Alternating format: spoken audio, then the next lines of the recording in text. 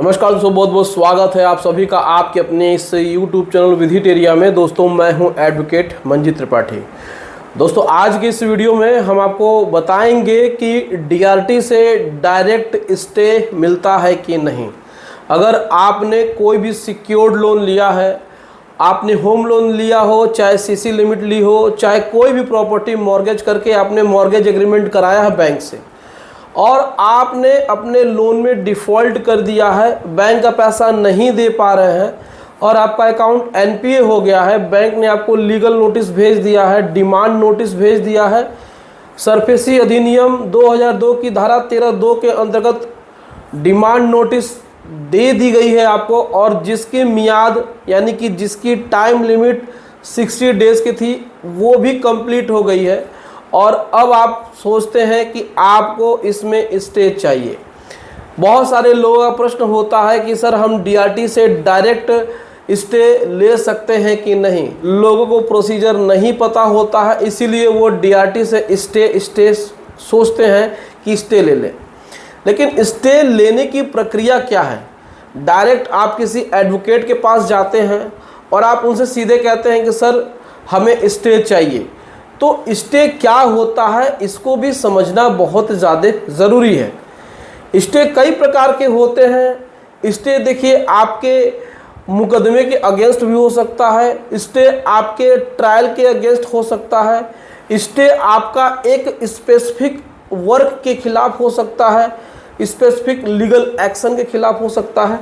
तो आपको स्टे कौन सा चाहिए ये भी आपको जानना ज़रूरी है। देखिए आप एडवोकेट नहीं हैं ये हम बिल्कुल मानते हैं, लेकिन आपको प्रक्रिया जानने का पूरा अधिकार है। जब तक आप प्रक्रिया नहीं जानेंगे तब तक आपको लीगल रेमेडी सही से नहीं मिलेगी। तो यहाँ पे स्टे कैसे फाइल किया जाता है, साथ ही साथ जो नए अधिवक्ता हैं जो DRT में प्रैक्टिस करना चाहते हैं या जो कर रहे हैं वो भी क्या गलतियाँ करते हैं, ये सारी बातें आज के इस वीडियो में आपको पता चलेंगी और इस वीडियो के माध्यम से आपको लगभग बहुत सारी चीज़ें क्लियर हो जाएंगी। देखिए आपको स्टे एप्लीकेशन डायरेक्ट नहीं फाइल करना है और कर भी नहीं पाएंगे। अगर आपने मॉर्गेज लोन लिया है, प्रॉपर्टी आपकी बैंक के पास सिक्योरिटी के रूप में है, मॉर्गेज किया हुआ है आपने और आपने डिफ़ॉल्ट कर दिया है और आप चाहते हैं कि बैंक के खिलाफ आप DRT में केस फाइल करें, तो इसमें क्या है कि आप सरफेसी अधिनियम की धारा 17 के अंतर्गत ऐसे फाइल करेंगे जिसको कि बोलते हैं सिक्योरिटाइजेशन एप्लीकेशन होता है। इस एप्लीकेशन में आप अपने जो भी ऑब्जेक्शंस हैं, जो भी बैंक ने आपके खिलाफ किया है, उन ग्राउंड्स को सम्मिलित करते हुए, उन ग्राउंड्स को लिखते हुए आप उसमें एक अलग से एप्लीकेशन फाइल करेंगे जिसको कि बोलते हैं स्टे एप्लीकेशन। और ये जो स्टे है वो हमें चाहिए हमारे प्रॉपर्टी पे फिजिकल पोजीशन न ले ले। तो फिजिकल पोजीशन के अगेंस्ट में हमें एक स्टे चाहिए, लेकिन उस स्टे एप्लीकेशन को फाइल करने से पहले हमें ऐसे फाइल करना होगा।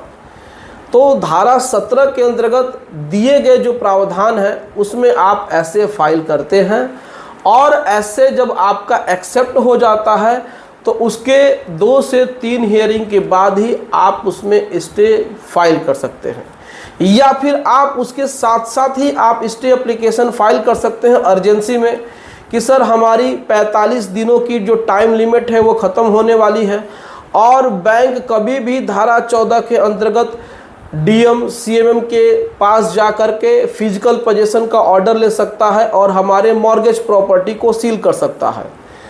यहाँ पर बैंक ने बहुत सारी गलतियाँ की हैं, नोटिस समय पे नहीं दिया है, हमने अपना अकाउंट में पैसा डाला है फिर भी हमारे अकाउंट को NPA कर दिया गया है, अकाउंट से संबंधित बहुत सारी इन्फॉर्मेशन हमको नहीं दिए गए हैं। तमाम आरोप आप बैंक के खिलाफ लगा सकते हैं जो कि जेन्युइन होने चाहिए। अगर आपके आरोपों में यानी कि आपने जो भी एलिगेशंस लगाए हैं वो एलिगेशन सही पाए जाते हैं आपके ऐसे में, तो फिर DRT से आपको स्टे के लिए टाइम मिल जाएगा। नेक्स्ट हियरिंग में आपको एक ऑर्डर दिया जाएगा कि आप इस स्टे के लिए इतनी सिक्योरिटी जमा कर दीजिए और आपका स्टे ग्रांट हो जाएगा। तो ये पूरा का पूरा प्रोसीजर होता है। लेकिन बहुत सारे लोग ये कहते हैं कि सर हमको स्टे चाहिए, हम डीआरटी में स्टे फाइल करना चाहते हैं।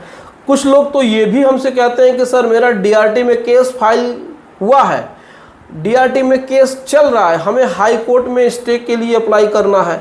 देखिए क्या है कि जब आपका केस किसी एक जगह चल रहा है तो आप दूसरी जगह वहाँ पे स्टे या फिर कोई भी सेम केस के लिए लिटिगेशन फाइल नहीं कर सकते हैं, मुकदमा दर्ज नहीं कर सकते हैं। इस बात को आपको समझना होगा। अगर ऐसी बात है कि आपको स्टे चाहिए ही चाहिए तो उसका जो प्रोसीजर है जो मैंने बताया है वही प्रोसीजर है। डायरेक्ट आप स्टे एप्लीकेशन फाइल नहीं कर सकते हैं, पहले आपको ऐसे फाइल करना होगा।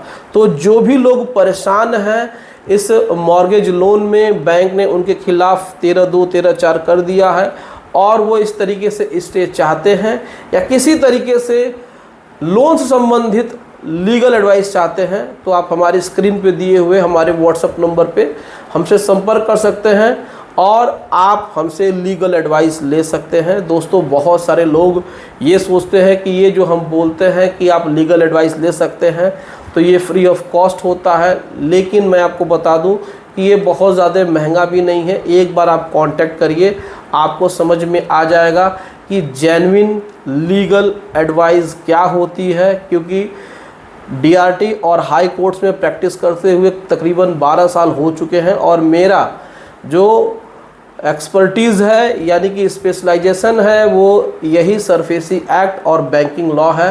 इसके अलावा अगर सिविल या क्रिमिनल होता है तो मैं पहले किया करता था, लेकिन अब इसमें ही मैं 10 सालों से प्रैक्टिस करता हूं, तो मेरा स्पेशलाइजेशन यही है। अगर आपको डीआरटी से या फिर लोन से रिलेटेड कुछ भी आपको लीगल एडवाइस की ज़रूरत है तो आप हमसे संपर्क कर सकते हैं और बहुत ही किफ़ायती दर में आपको अच्छे से अच्छा लीगल एडवाइस मिलेगा। इस बात की हम 100% गारंटी देते हैं। तो दोस्तों ये जानकारी आपको कैसे लगी आप हमें कमेंट करके ज़रूर बताइएगा। वीडियो अच्छी लगी हो वीडियो को लाइक करिएगा, इसे अपने दोस्तों और रिश्तेदारों में शेयर कर दीजिएगा और हमारे चैनल को सब्सक्राइब ज़रूर करिएगा। Thank you so much. जय हिंद दोस्तों।